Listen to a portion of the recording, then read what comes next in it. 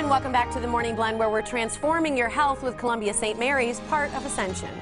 Well, roughly 1 in 8 women born in the United States today will get breast cancer at some point. The good news is many women can survive if it's found and treated early. October is actually National Breast Cancer Awareness Month, and the National Spotlight puts focus on the importance of mammograms in screening. So here with more about the value of the mammogram is Dr. Craig Schulz. Great to see you. Morning. Yeah, thanks so much. An important month for us to talk about. Surprising that breast cancer after lung cancer is the second most common. 1 in 8 will get breast cancer at some point. That's a lot. You know, if you're in with a small group of friends, you can kind of count on the fact that one of you will be touched by it. Yeah, it is a very common disease.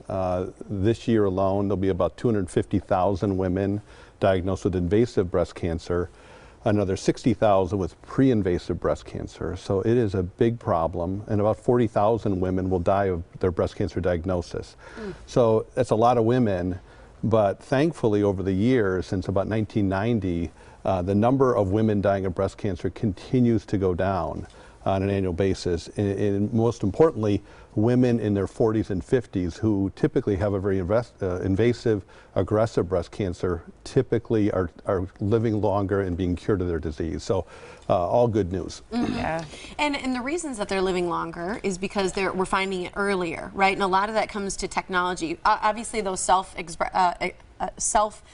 breast exams at home are very important, but 3D and 2D mammograms are really the technology that's changed a lot of detection, correct? Yeah, absolutely. And early detection does make a difference, especially in the younger women. There have been studies that have shown that women in their 40s and 50s who are diagnosed early because of early detection actually have a better outcome. And the reason for that is obviously mammography. And mammography has taken a lot of technological advances over the last few years.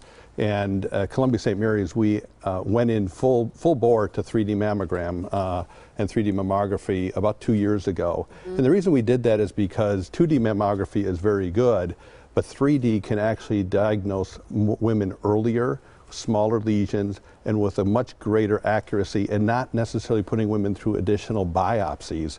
The false positive rate of a 3D mammogram is such that we don't see things that are the abnormalities that we see are really cancer, not something else. Gotcha. So therefore, we don't have to biopsy women unnecessarily. What are the steps if someone has been diagnosed with breast cancer? Yeah, we at Columbia St. Mary's about 7 or 8 years ago developed a multidisciplinary team of breast cancer, and for our women and men that come into our clinics, they see a team. So if a lady goes in or a man goes in with a lump, if they detect that themselves, or if they go in for a screening mammogram and find something, they usually go through some sort of a biopsy with either an ultrasound or a mammography unit. A small needle is inserted into the breast lump, and the sample is removed. Once that happens, we have a team of nurse navigators for our breast cancer patients that become really the conduit for our patients for all of their care. They do a fantastic job. They're really the buddies for the patients, and for some women, they don't have anybody else. And our navigators really act as an amazing support. Those patients then are brought into our conferences weekly. We have several breast conferences where we talk about all the new breast cancer diagnoses at Columbia St. Mary's. All the experts are there. We even have support staff, physical therapists, social workers, genetic counselors, and the like. We all develop a plan for our patients, and we see them in clinic, and they meet with all the doctors. Every single one of us go to them. They don't go from point A to point B to point C. They sit in a room, and we all go to them.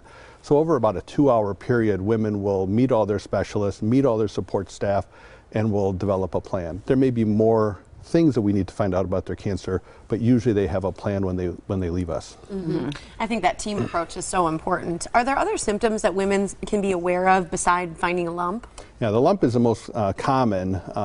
And interestingly, you made a comment about breast self-examination, and actually that is becoming less recommended. Really? What's really important, though, is a woman should know her breasts. And it sounds kind of odd to say that, but if you know what your breast texture is like, you know just how your breast feels, you might find an abnormality. So a palpable mass, your nipple may change, it may invert, you may have discharge, bloody discharge from a nipple, thickening of the skin, breast may pull in, change in size. We've even had women of childbearing age that actually gave birth that one of their they could not breastfeed out of one of their breasts, the breast with the cancer in it.